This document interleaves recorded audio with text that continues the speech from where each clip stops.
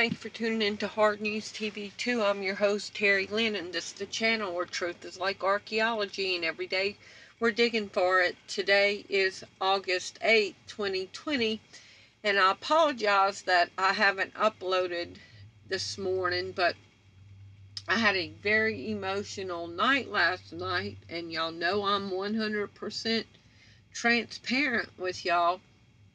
So, I'm going through a lot with Josh, okay? And so yesterday, out of the blue, an attorney friend of mine who was in our social circle when I was sitting on top of the world, when I was married and had a good life, well, he got divorced around the same time that my husband left me.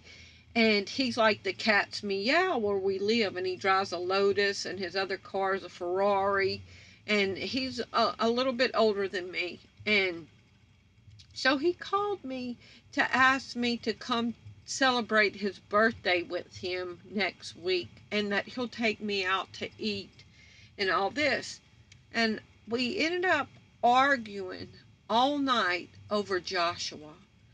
And I'll show y'all the text in a minute. But then I'm going through everything with Josh, my autistic son that's in the mental hospital, who's been gone for over a year, caught up in the justice system and sent to the mental hospital and locked down because of the COVID, and I haven't been able to see him since March.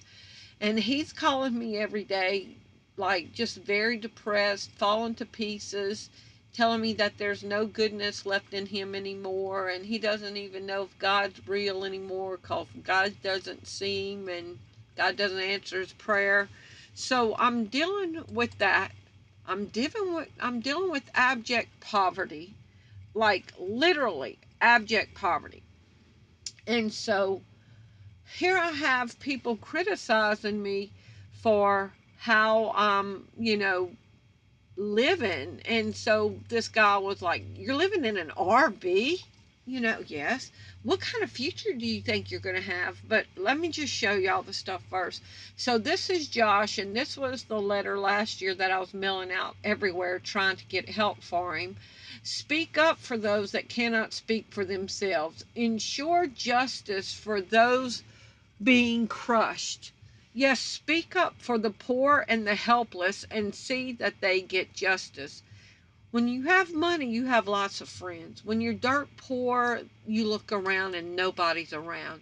So I sent this at like 3 o'clock in the morning last night, and I'm telling a friend of mine that this lawyer called me.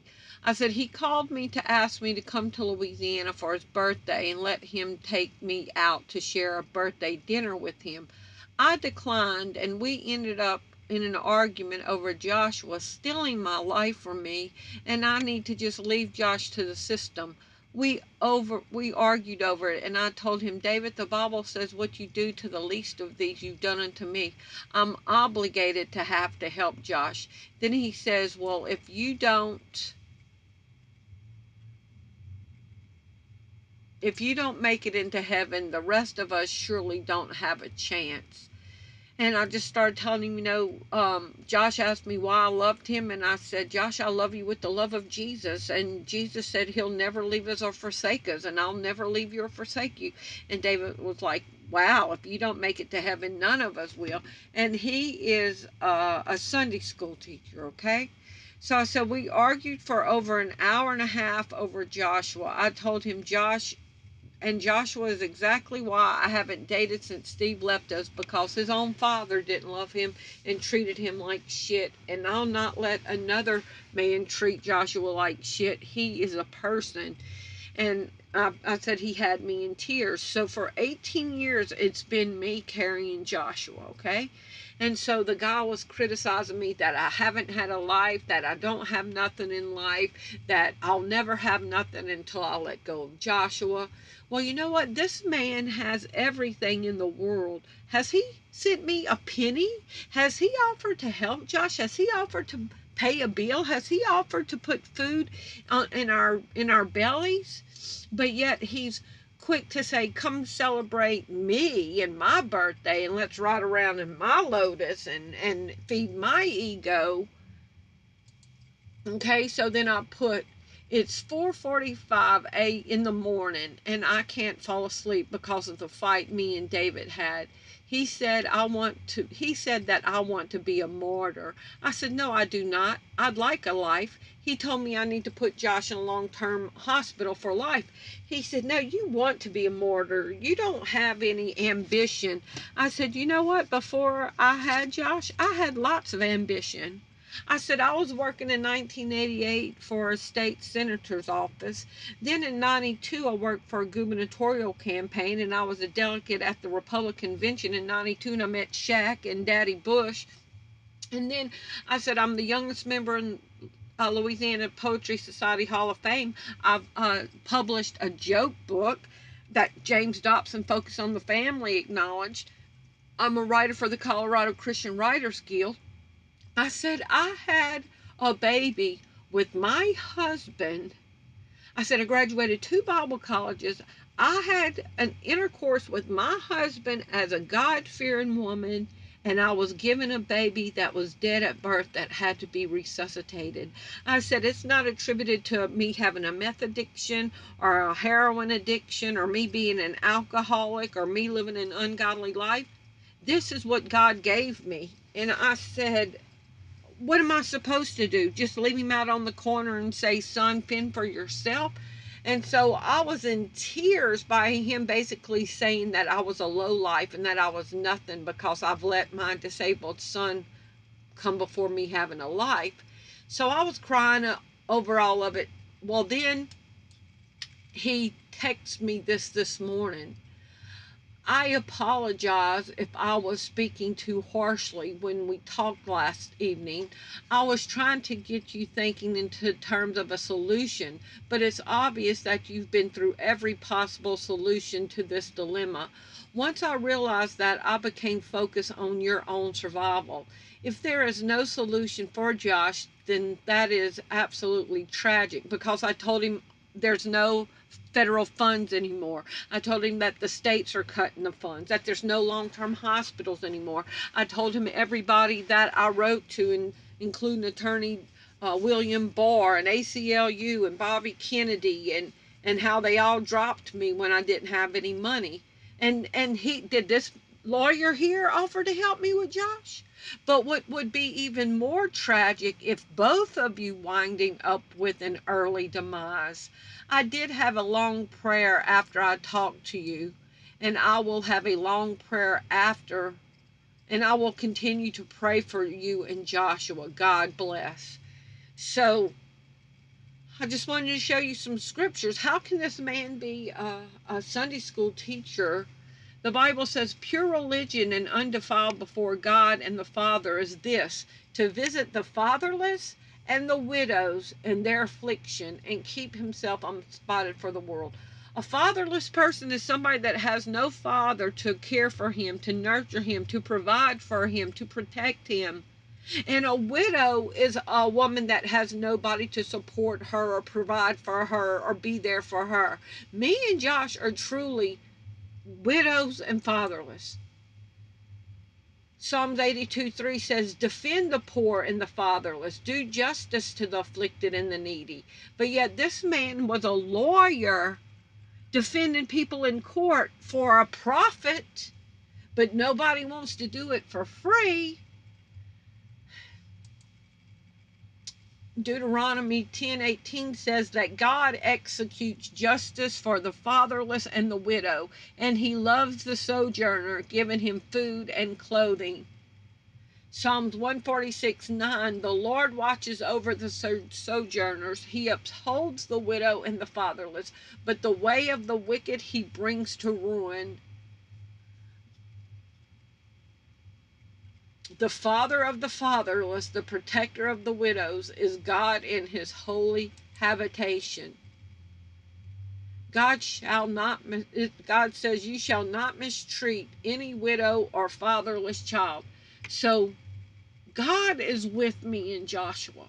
It might seem like we don't have one friend, that we don't have one person that loves us, that one person is, you know, really there for us. But this is why we serve God, because the Bible says that He will never leave us or forsake us. And the Bible says that God takes the foolish things of the world to confound the wise. So this lawyer could not even understand the breadth, the width, and the depth of the love of God, you know. And the Bible says that He has loved us with an everlasting love. And the Bible says that this world will know that we are Christians by our love for one another. So it's very hard sometimes with Josh, but I mean, the Bible says that the servant is not above the master, and it says that Jesus Christ had no place to lay his head. And by the world's observation, Jesus looked like a failure. Like, you know, the Bible says, can anything good come out of Nazareth? And so at the beginning of Jesus' life has two bookends. At the beginning of his life, he was born in a manger with angels, not even in a dignified birth. He was born in a lowly position. And then he died not having a plot or a burial, not making no burial plans. He borrowed a tomb. He said, can I borrow that tomb? Because I only need it for a few days, but I'm going to give it back to you. So Jesus was poor in the natural at the beginning, and at the end, in the middle, he had no place to lay his head. But he said that he'll never leave us and he'll never forsake us. I don't have a solution to this, Joshua. I've gone through every means possible. It's only God going to deliver me and Josh. But I just want to tell y'all that some days I'm very overwhelmed when I have people in my real life who are attacking me for holding on to my son. And I break down and I cry and I'm like, Lord, I'm sick of people looking at me like I'm a loser, you know. Yeah, it would be easy to cut ties with my son and go on and live my life. And the public defender, the prosecutor, and the forensic psychologist all told me that Joshua is blessed to have me as a mom, that most people with a child like Josh walk off and leave them. So I told David the lawyer, I said, this is the cross that God gave me to bear. God says, take up your cross daily and follow me. And I told him, I said, what you do unto the least of these, you've done it unto me. And Jesus said, when I was in prison, you didn't come and see me. When I was hungry, you didn't feed me. When I was naked, you didn't clothe me. And they said, Lord, when did we see you naked? And when did we see you hungry? And Lord, when did we see you in prison? And he said, I tell you, when you've done it unto the least of these, you've done it unto me. But when we care for the least of these, the Bible tells us, well done, my good and faithful servant, enter into your rest. So I just want to ask y'all to please keep me and Josh in prayer. I do get on the front line every day and expose how wicked this world is, how deceiving this world is, how deceptive and manipulating this world is, and how it's wanting to usher in the agenda of the devil, of the evil one, and how we are truly in the last days. But while I'm fighting that battle, I am fighting this personal battle with Joshua, and emotionally it does take a toll.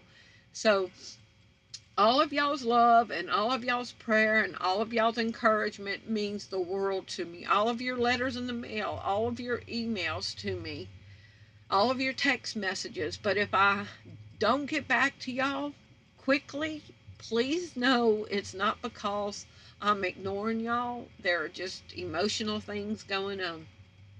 But thank y'all for watching and support my channel. I love y'all. Thank you for watching. And please keep Joshua in prayer. He had a very emotional and traumatic day yesterday. Thank you. I love y'all with all my heart. Bye-bye.